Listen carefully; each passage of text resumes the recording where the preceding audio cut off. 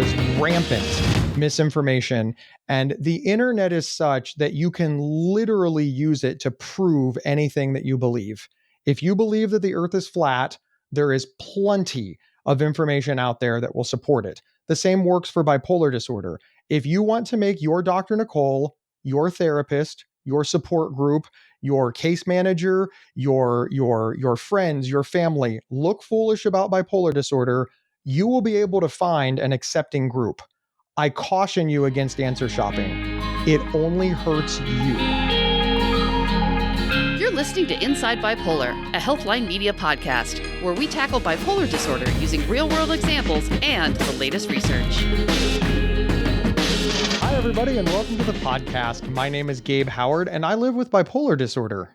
And I'm Dr. Nicole Washington, a board-certified psychiatrist. And we continue to get your emails. Please keep sending them to show@psychcentral.com. We really, really appreciate it. And Dr. Nicole and I also want to remind you that we have social media. I am at Ask a Bipolar on TikTok and Instagram, and Dr. Nicole is at Dr. Nicole Psych on TikTok and Instagram.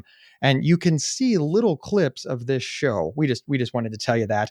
Today's episode is all about essential things that you should know when you are first diagnosed with bipolar disorder. Now, whether this is a refresher course for those of you who are struggling, or you were just diagnosed with bipolar disorder, we are going to cover some essential roadmap things. This is really the low-hanging fruit, right? This is foundational knowledge. This is what Dr. Nicole would tell you right after she hits you with, by the way, you're bipolar. What? That is absolutely not how I would tell somebody that I think they have bipolar disorder, Gabe. Who are you talking to? That is not how this works. This is really this is the hard part of the show, right?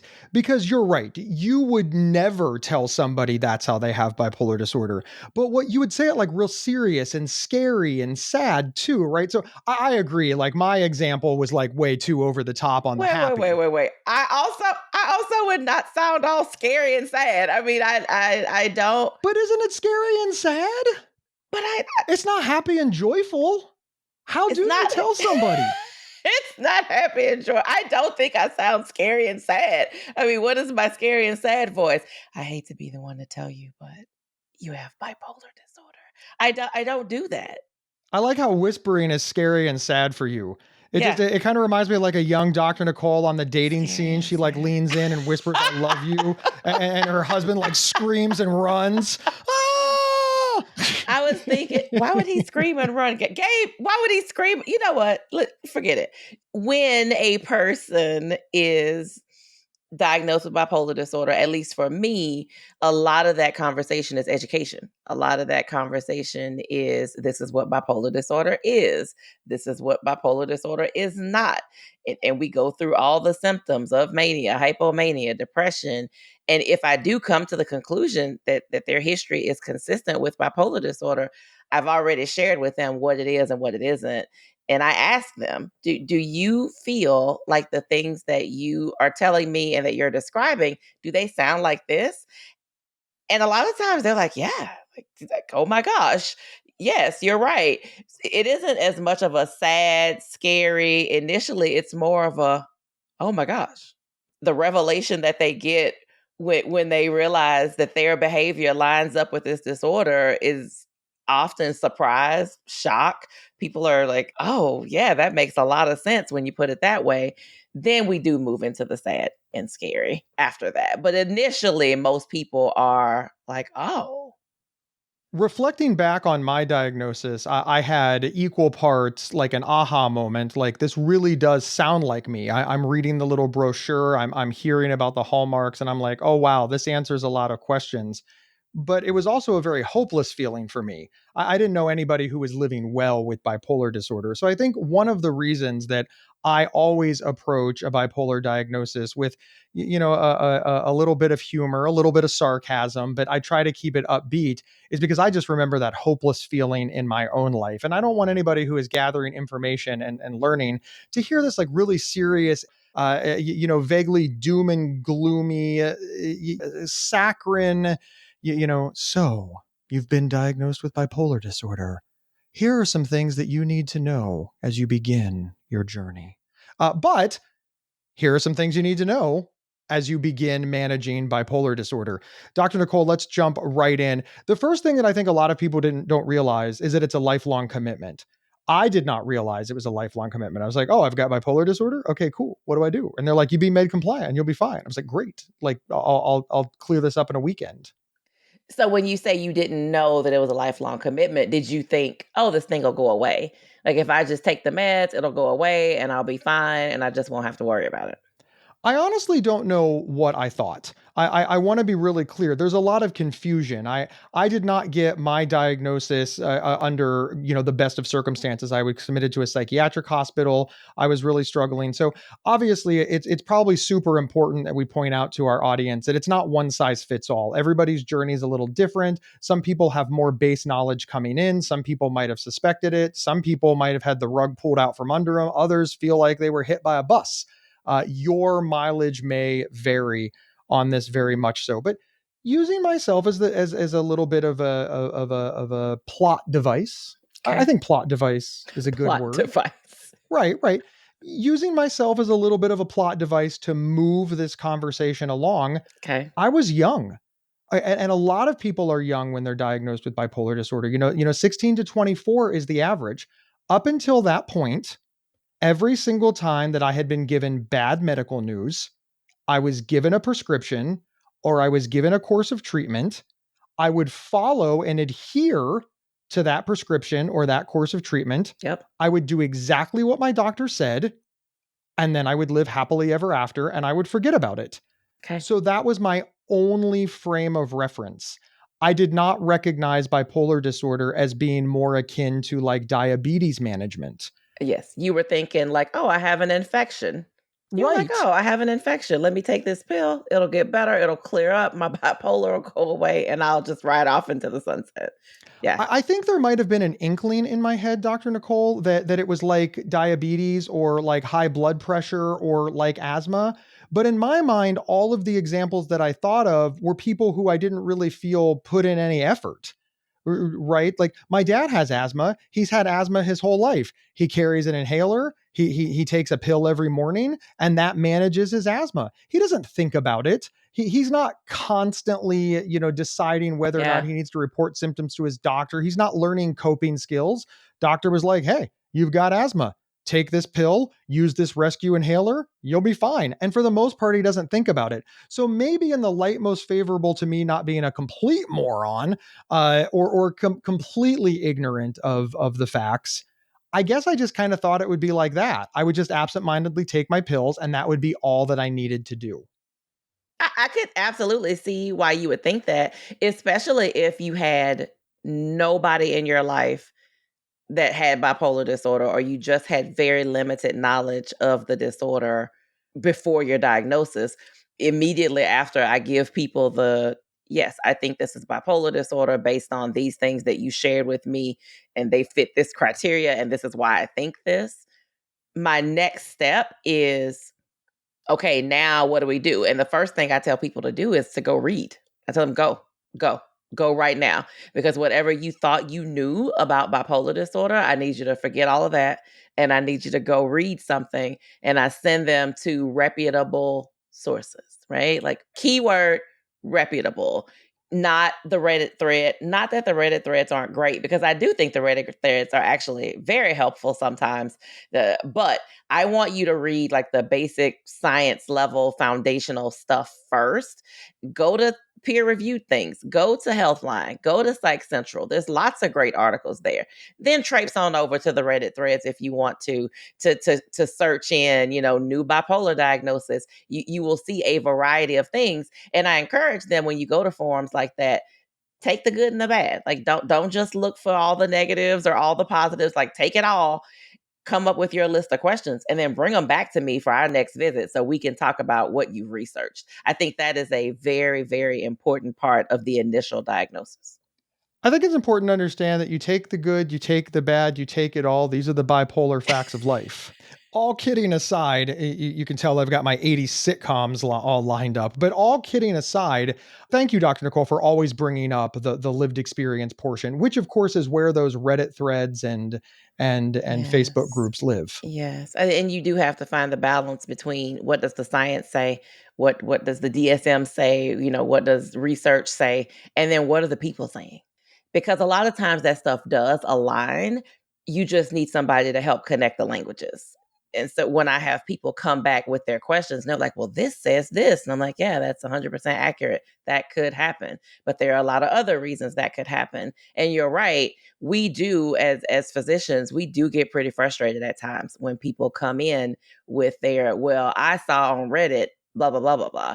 And usually the frustration doesn't come in when a person says, hey, I was in this Reddit thread and they said blank, what do you think about that? That's not usually where the frustration comes in. The frustration comes in when you walk in and you say, well, you lied to me because I saw blah blah blah blah blah, or I refuse to take blankety blank because so and so on the Reddit thread said they took it and they ended up in the hospital. Or I refuse, when you come in like demanding things because you saw it on Reddit, I think it should be more of a shared conversation. And I encourage you to also come in with that same spirit of shared conversation. Remember, nobody's going to be more supportive of the patient voice than me because that's literally all I have. I am the lived experience patient voice guy. But remember, doing your own research means you're open to being wrong. You're open to learning new. So if you are one of these people that goes in and says, you lied to me about this medication or you were wrong about this, you're not doing research anymore. You have chosen a side, you have made up your mind, and now you are accusing anybody who disagrees with you.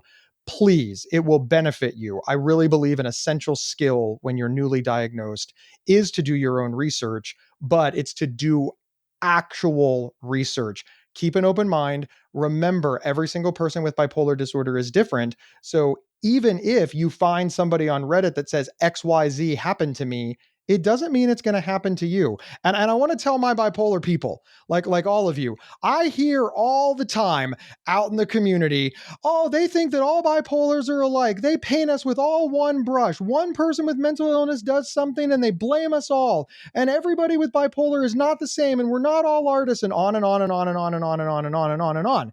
And then these exact same people, they will say, well, I read that somebody with bipolar disorder did XYZ and they had a bad outcome. And now all the doctors are making us do that because they don't care.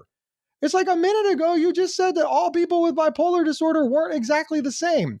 You've got to apply that. Not everybody with bipolar disorder is the same to every single area. With that said, I want to segue, Dr. Nicole, and I know this is going to be your favorite subject. It's also a controversial one, but I really think an essential thing that people need to know about being newly diagnosed with bipolar disorder is that medications are there to help you.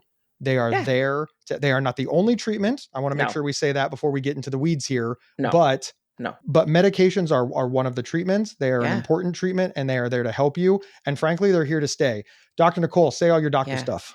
Yeah. Yeah. Yeah. No, I love that you started with they're there to help you because I do think sometimes, I do think that sometimes patients forget, or in the emotion of it all, I'm newly diagnosed with bipolar disorder. I don't know what to do with that. Now all of a sudden, I feel like I'm, quote unquote crazy because I when I think bipolar disorder, I don't think random people going to the grocery store after work. I think of more serious things, and I think I'm not going to be stable. And so I have all this swirling in my head. So I get it.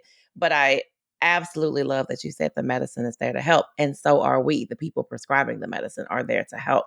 None of us think when you walk in, this person's got bipolar disorder. Let me see how many side effects I can give them at one time. None of us are thinking that. We're thinking, wow, how can I help this person get to live a stable life? Whatever their stable looks like, how can I help this person get there and reach that goal? We don't always agree about how to get there, but our goals are the same, and the medicine is intended to be helpful. Now, obviously, people would love the medicine if it worked exactly as prescribed, right? I can't help but notice that it's called an antidepressant, not a sex killer, even though it seems to do both, right? I can't help but notice that it's called an antipsychotic, not a brain fog machine, right? Yes. Even though they're likely to Yes. do both, right? They're named in these very positive ways. It's called a mood stabilizer, not a makes you so tired you can't walk pill, right? Like the marketing people really set this up to really raise expectations. And Yes. not for nothing, Dr. Nicole, the world at large, society, our support systems, our friends and family, they believe that the medication is magic.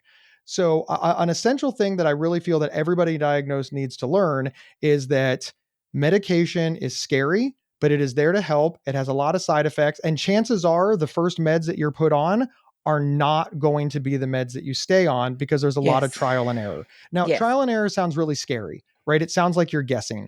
Can you explain how this process works in a more medical way? Like, what's a realistic expectation for this medicine, Dr. Nicole? I I would be a millionaire if I got like a nickel for every time a patient accused me of treating them like a guinea pig. That is the phrase. That is the phrase. I'd be a wealthy woman, I'm telling you, because I have been accused of this multiple times. And I tell people all the time, my magic wand is in the shop. We don't have the test for me to be able to just prick you and check your blood and come back and say, yep, it's bipolar disorder. And your profile tells me that these are the medications that your bipolar disorder is going to respond to. Man, if we did, my life would be so much easier, but we don't. So we know what research shows, we know what data shows. If you've been in practice long enough, you know what your practice has shown you, what you've learned over the years. And that's how we make our decisions. What phase are you in? What other things are going on with you? That's how we make our decisions. Sometimes we knock it out of the park and we look like geniuses. And people are like, "Oh, Dr. Nicole saved my life. She prescribed me medicine and it worked and That's now I got to be feel like the day, right? Like we don't hear those yes. stories very often at all. Like Yes. like even if you're Yes. bringing this story up, I'm like that never happened. Yes. It's like, man, Dr. Nicole's amazing. You saved my life. I love you so much. And then, but more likely, it's going to be trial and error. And so we're going to try something and it may not work. And we may have to add something and we may have to decrease or increase. And then you walk away thinking, man, Dr. Nicole's an idiot. She doesn't know what she's doing. Every time I go, we're doing something different. She's always changing stuff. Like nothing stays the same. It is trial and error. Psychiatry, there's a definite science behind psychiatry, but there is a lot of art to psychiatry. There's a lot of fine tuning. There's a lot of, oh, this is still going on. What can we do to address this uncomfortable piece for you? What can we do with this? It does require a lot of adjusting for a lot of people, especially in the beginning. So if nothing else, just go into it knowing that that is likely and that that is common and that it doesn't mean one that your bipolar disorder is somehow worse than other people's bipolar disorder, and it also doesn't mean that your doctor doesn't know what they're doing. It just means that this is a part especially of the early diagnosis.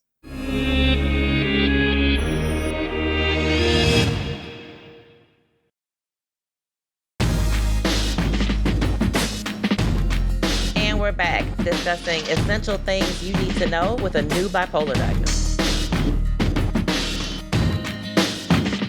I think that coming to terms with our medication also means coming to terms with bipolar disorder. And I think sometimes we can't, strangle bipolar disorder so we can blame the medication because it's more tangible. I know for me, especially in the early days, I could sometimes forget about bipolar disorder. I could be distracted. But the minute I'm holding the pill in my hand, I've got that tactile feel. And also, again, the average onset 16 to 24, I was very young, and my mother once quipped that I had a pill minder exactly like my grandma's. Well, you know what? I was 26 years old. What 26-year-old man wants to hear that he's got a pill minder exactly like his grandma's? Actually, I think she said it was bigger than my grandma's. The point is I don't want to be compared to an old lady taking pills. Like this really made me angry at the medication. And Dr. Nicole, I want to dive straight deep into the controversy. There's always this phrase out there that you just need to be med compliant. Just be med compliant and you'll be fine. That is oversold to the patient community. They sincerely, everybody tells us, take your meds, don't stop taking your meds when you feel better, and you'll be fine. I don't know what the solution is, but I do know that that narrative is false. Yeah, I don't like the "and you'll be fine." I mean, I think that just implies just take your meds and just do what they tell you to do. Life will be great. You'll just go back to whatever you were doing. You won't miss a beat. It'll be like you never had this thing at all. And that's not true. That is 100% not true. Take your meds, yes. Work with your team, yes. But I do think it's important for you to know that this is a marathon for sure. This is not a sprint. This is not do this one thing and then you'll be great. It'll be over soon. It's not over soon. And it is lifelong. It's not over soon. And sometimes it sucks. Like the whole you'll be fine. Like I think that's where we go wrong. I think we have to be very open with our patients and say, it may suck sometimes. I am very open with people with the medication conversation. I tell them, listen, I'm about to go through your medication options with you, and I am going to tell you up front, these side effect profiles they do not sound sexy. There is nothing about the side effect profile for most of the medications we prescribe for bipolar disorder that sounds like something anybody would willingly do. Oh, your hair might fall out. Oh, you might gain weight. Oh, your liver might fail. Oh, your kidneys might go kaput. Oh, you might get a deadly rash that puts you in the hospital. Oh, I mean, none of these things sound like anything that anyone is clamoring to sign up for, but that's why you do it with me. That's why we do it safely. That's why we take our time. That's why we start low. That's why we go slow. That is why you're following up monthly and then your visits can get spread out later. But that's why all that happens. And if there is the possibility that you can gain stability and improve your quality of life, it's worth it. I think it's worth it. Somebody might disagree that it's not worth it to them, but I think it's worth it. One of the things that I'm always reminded of in this conversation is the time that I spent at White Castle. And you're probably thinking, Gabe, what the hell does White Castle have to do with Like this? the burger place? Like the burger place, right? I recognize that, I probably should have said the time I spent in fast food, but I don't mind giving White Castle the shout out because they taught me a lot of things. And I love White Castle. Yeah, I love White Castle Those too. little burgers are bomb. They are. The sliders are great. They have good cheese sticks as well. Oh, One of the things that I always used to get corrected for is I would always say, "Hey, throw me a rag," and they're like, "Nope, it's a towel." And I was like, I'm sorry, it's just, and they're like, "Look, you're eating, you hear it, the kitchen is open. Nobody wants a rag going over surfaces. A towel going over a surface elicits cleaning. A rag going over a surface elicits okay. thoughts of, like filth and dirt." Okay, very good reframe. This is a Okay. good skill. I Okay. think one of the essential skills that we need to do is reframe how we think about our medication, how we talk about our medication, and how we frame the process. And that's why I really always like your example, Dr. Nicole, of it's a marathon and not a sprint. You might get a cramp and that's okay. You might need some water. You might even need to walk for a little bit. You might have a setback where you need to sit on the curb. But listen, if you work with your Dr. Nicole and you have a good Dr. Nicole and you've done the things that you need to do, we will get you to that finish line. And when I say we, I mean listening to this podcast is part of that we. Your support group is part of that we. So the last thing that I want to say about medication, and I'd really like your opinion on this from a medical perspective, Dr. Nicole, is unfortunately, medication, it just sucks all the air out of the room. Right there, it gets all of the advertising on television. It's what everybody talks about. When it comes to serious and persistent mental illness, when it comes to bipolar disorder, medication is the number one thing, and it has the most money, resources, time, energy, and conversation behind it. Dr. Nicole, do you feel that medication just gets too much credit for what you actually need to be well? I think it's important, and especially in the early stages, if you're in an episode, if you're in a manic episode, medication is everything. If you're in the hospital and you're manic and you can't make good decisions and you can't think straight, medication is everything. If you're in a severe depression, medication is everything. The other things are important, do not get me wrong. But when you're at the most severe ends of either of those states, you need the medicine. Now you can have a whole different conversation once your mood is more stable about, do I stay on the medicine? But my opinion is that you need it, especially at those bookends of the spectrum. But it's not the whole story. I mean, you need your community, you need your peer support team, you need your support groups, you need your therapist, you need your lifestyle changes, you need all of those things to complete the full puzzle. But there are going to be times in your illness where medication is the biggest piece of that puzzle. There may be other times where medication isn't the biggest piece of that puzzle, and the puzzle shifts and it's something else. But for a lot of people, especially in the beginning, the medication is what gets them stable. Now, don't even get me started about direct to consumer advertising. I think that none of these drug companies should have the ability to advertise to the public. I think it will cut down on costs of the medications, and I think it's just ridiculous because people just sit around and they come in and they're like, "Hey, you know that one commercial with the two people holding hands and the Oh, in the bathtub. They're always in the bathtub. Why are they in the bathtub? Well, why is there random bathtubs sitting on cliffs in all these commercials? I want the butterfly medicine. The butterfly medicine said that it helps. Da, da, da, da. I'm like, ma'am, please don't do this to me today. I think that should go away. But I think medicine plays a big part. I just am also not so medication focused that I think it always plays as big a part as it plays at other times. Thank you, Dr. Nicole, for that. I mean, obviously, medication is important. It is vital, but it lends itself to bigger conversations. I'm always a big fan of saying that what's the most important utility that you have in your house? And the answer is the one that's not working. Nobody cares about their light, their gas, their heat, their water, their internet, their cable, etc. when it's working. The one they put the focus on is the one that's not working. But they also want multiple things. Even if somebody said, well, internet is my favorite. Well, yeah, but how are you going to enjoy that internet if you don't have heat or electric? So it's really super important to understand that you need them all, and putting them in order is just kind of foolish. But I do understand that medication is important. It is vital, but it just gets so much attention that I think it distracts from other essential things. And in fact, here is the arguably, I gotta tell you, when people give me pushback, there's two things that people give me pushback about when it comes to essential things that you need to know when managing bipolar disorder. And I am shocked that this is one of them. I really am. But it is essential that you know that sleep will play a vital, important, very serious role in your recovery, in your happiness, in your ability to be stable. Listen, I'm going to say it as plain as I can. The role of sleep cannot be overstated when it comes to managing bipolar disorder. No, it can't. I mean, it's not. It's up there. I mean, it is. It is up there. It is probably one of the very first things I talk to people about is making sure they're getting adequate sleep, being mindful of things that take them out of getting adequate sleep, and being prepared for those things ahead of time. Sleep will disrupt you. I mean, there's data out there that going without sleep, you can function similarly to somebody who's been drinking when you're not getting good sleep. And that's without bipolar disorder.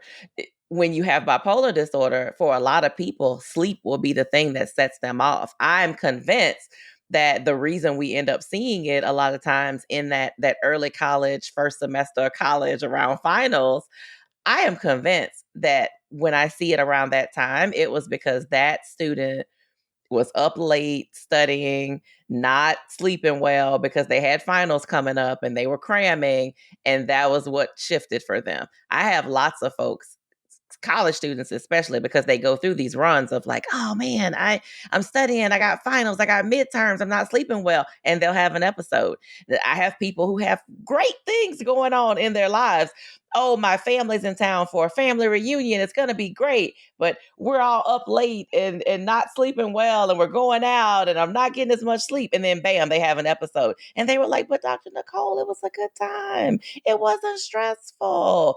We have to be respectful of the role that sleep plays in our life. I have a theory of why the bipolar community hates the sleep conversation. First off, I think that American society really disrespects sleep.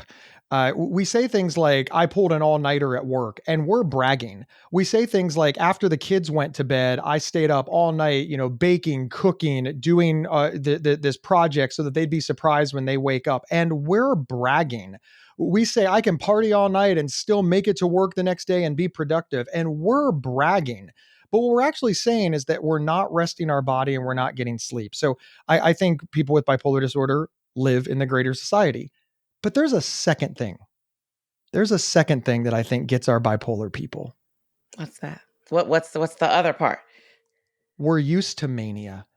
Mania makes us invincible. We have such positive memories. It often lasts deep into the night.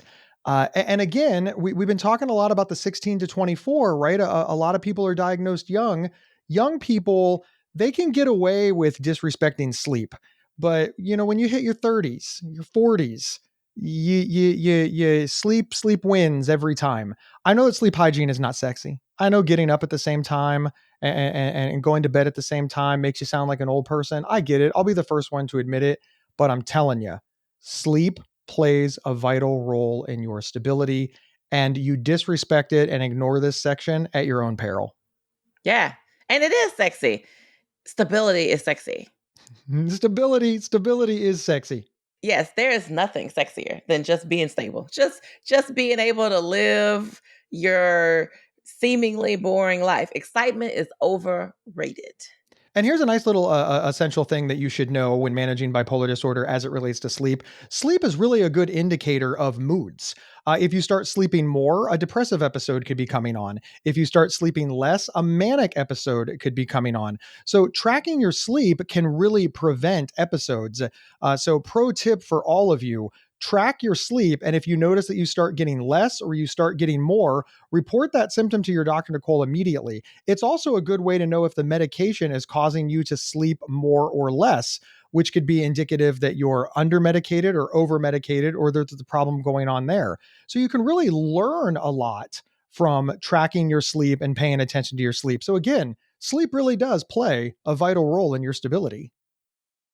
That was very professional sounding, Gabe. What I did? See how I did that there? See how I did that? That was very professional sounding. You are 100% accurate. Sleep is important. Listen, I will tell anybody who's ever seen me knows that I will tell them that if you're not sleeping well or pooping regularly, nothing will go well in your life. And that includes if you have bipolar disorder. So sleeping. I just want everybody to know who's listening. There is no essential thing that you need to learn about defecation as it comes to bipolar disorder. But as a doctor, it's important that we bring that up. I do think it's important. Well, I don't know, because I think that when your gut is off, like, it does affect your moods. I do. No, I agree. And it's a good segue, because the next thing that people need to know is that you need a varied wellness plan to manage bipolar disorder. And the reason I say that is because so often people are like, I have bipolar disorder, and they focus everything on mental health. They focus everything on bipolar disorder. They focus everything on the treatment for bipolar disorder. And then they do start ignoring things like, are they constipated? Are they regular? Are they exercising? Are they getting enough water? Are they eating proteins? How is your weight? So you do need a very wellness plan to manage bipolar disorder. You need to look at your entire body. And I think people forget about that all the time. Well, you get so hung up on the bipolar part. When you are diagnosed with bipolar disorder, it becomes the most important thing in your life. It absolutely takes over. It becomes the thing. It's all you think about. Everything you think about are your moods and your meds and bipolar disorder. Oh my God, I'm bipolar. It is hard to think about the other things. And they are just as important. We've talked about how the puzzle piece sizes change depending on where you are in life. They are definitely parts of the puzzle. As we've already discussed in this podcast, people are really big on medication and they're really big on therapy, right? But when it comes to other things, it starts to sort of peter out, right? People are like, okay, well, peer support and a good support system, that's pretty important, but it's still third. And then you're like, well, what's your sleep? And people are like, oh, I don't really pay attention to sleep. And then you're like, well, are you brushing your teeth? Well, I'm not really paying attention to that. What about diet and exercise? Oh, I don't care. And then people start making like these little, I call them little cognitive deals with themselves.